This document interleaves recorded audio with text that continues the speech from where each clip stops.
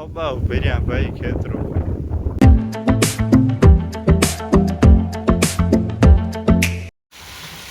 મેં રાતનો 11 વાગ્યાનો ધબધબાટી બોલાવે પછી ચાલુ જ છે.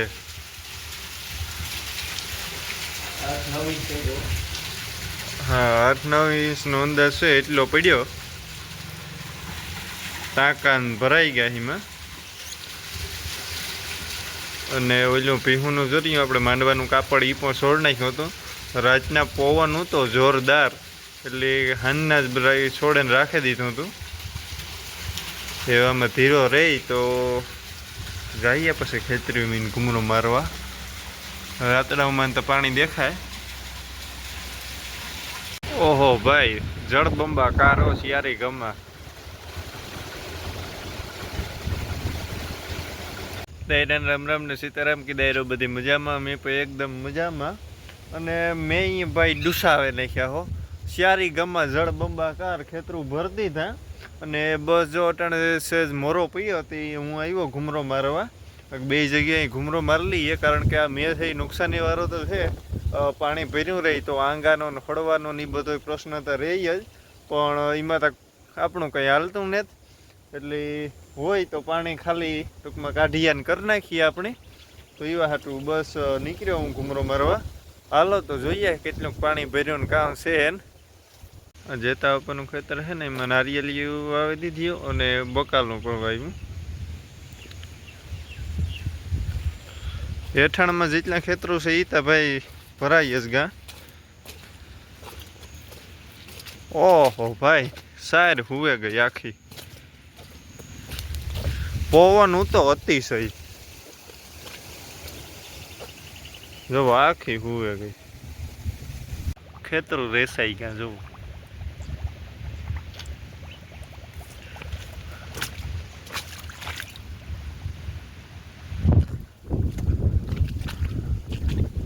ઓહો ભાઈ આખાય ભર્યા હજ ખબાવ.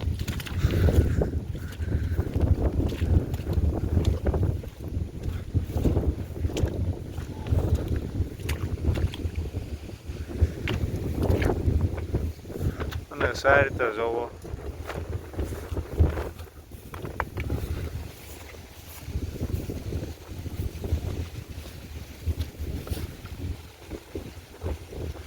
સારી આખી હુવે ગઈ. હાવ પથારી થઈ ગઈ પછી ગામ આખે આખી હો. ઓલી ગમ જે પાસ્તર વાવી હતી ને એ હુવે ગઈ.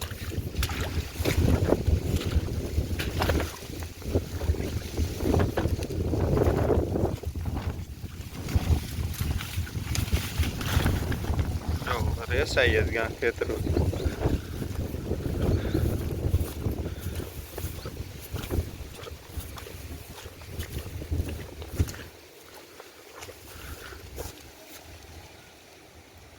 જોવો તો ખરી હેલી એવા થોડી ઊભી થાય.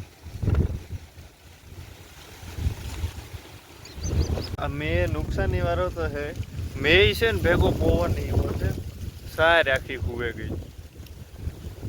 એવા આપણે ઢોરનો ઉકવણીનું કરવું હતું પણ એવામાં કામ થાય હાવ હુવે જ ગઈ. બે સાઈડ ઓલી હુવે ગઈ. ખબાવ ભર્યા ભાઈ ખેતરો.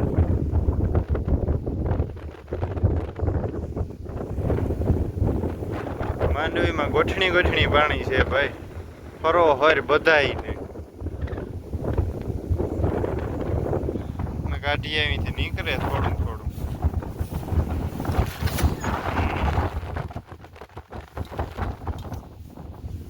લપટે ગોતા જરાક.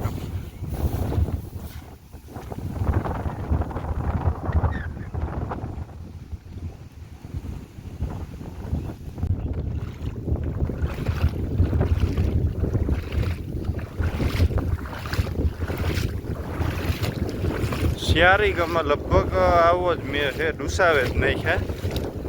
અને ઘણા તો માંડવીઓ ઉપાડાઈ લીધી હતી. એમને જોરદાર નુકસાની આવી છે. નુકસાની તો બધાયની આવી છે. જોવો કે આ જોવો જોઈએ ભર્યા હી પણ ઓલા જે ઉપાડે ગયેલ હોય એમાં વધારે આવે નુકસાની.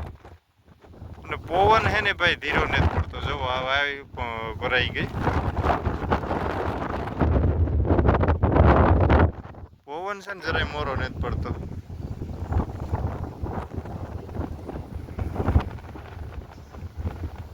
અટાણે જે હું ઊભો ને જગ્યા એ અમારા આત્રોલી ગામનો સૌથી ઊંચામાં ઊંચો ટોબરો છે.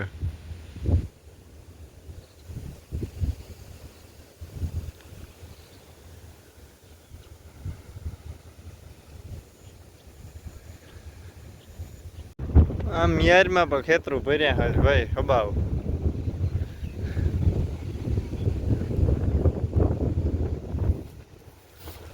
ને ખાણીમાં પાણી જાય આથી.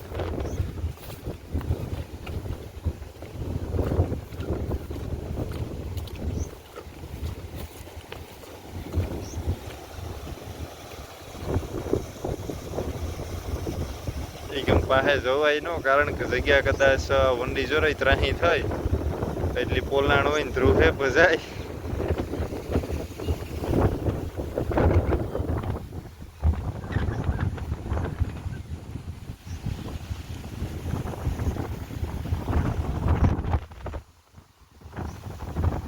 ઓહો ભાઈ, હું વિચાર કરા કે કંઈ ખાલી નથી થતું. હું ઓલા જે આપણે ખેતર ખાલી કરવાનો પાઇપ નાખેલો છે ને એનાથી પાણી નથી ઉપાડતું, પણ ન જ ઉપાડે ને.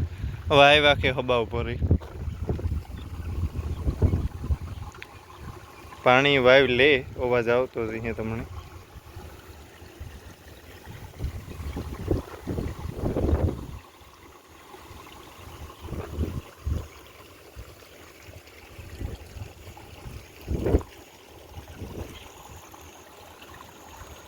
હાલો તો એવું ઘેર નીકળીએ.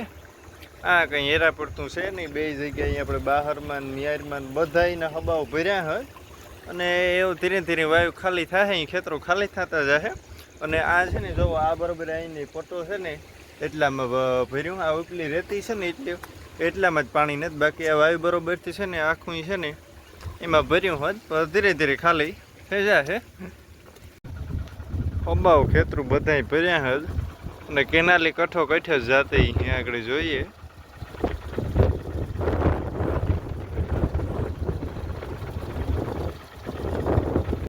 કેનાલી કઠો કઠ આવે જાય હોલી સાઈડ પાણી જતું ધીરું ધીરું જાય. એમાં કુસ્સા નાડા આવે જતા હોય. આ માંડવાનું કાપડતા કાલે હાંજે છોડે નાખ્યું હતું. પછી પવન ને વરે તો ઉપાધિ ન રહી. તમે જોવો તો ખરી પવન કેવો છે. ને સવારમાં પછી આ ભીહુને વાહે ઉતા ને એને વાહે કંઈ શૂટિંગનો ટાઈમ જ નહોતો. અને મેં એ ધબધબાટી બોલાવતો હતો એને વાત જવા દઉં. ડેલાનું પાણી નહોતું નીકળે શકતું, કાંઈ શિયારી ગામમાં હબાવું હતું. એમાં મારાથી એક પાસે ભૂલ થઈ ગઈ હતી કે આપણે હેઠળ જે પાડીઓને બાંધીએ ને એને કાલે હું ફરકા કરવા વળી ગયો. તે ફરકાને વધારે કરી દીધા. ટૂંકમાં માંડવી હતો તો ઉડાડી દીધો. એ કંઈ મગજમાં નહીં કે મેં આવી છે. અને મારા બાપો કહેતા હતા કે રાતમાં કદાચ મેં આવે તો આવે. તે ગમાણ્યું સાફ કરી નાખ્યું, પણ આ ભૂલાઈ જતું એ રેગું તો પછી એ પાછું આખું એ સાફ કરે અને ઉકળે નાખ્યું ને એવું બધી કામકાજ કરે ને પછી ફ્રી થયો તો 11 વાગ્યા ઢોકળો.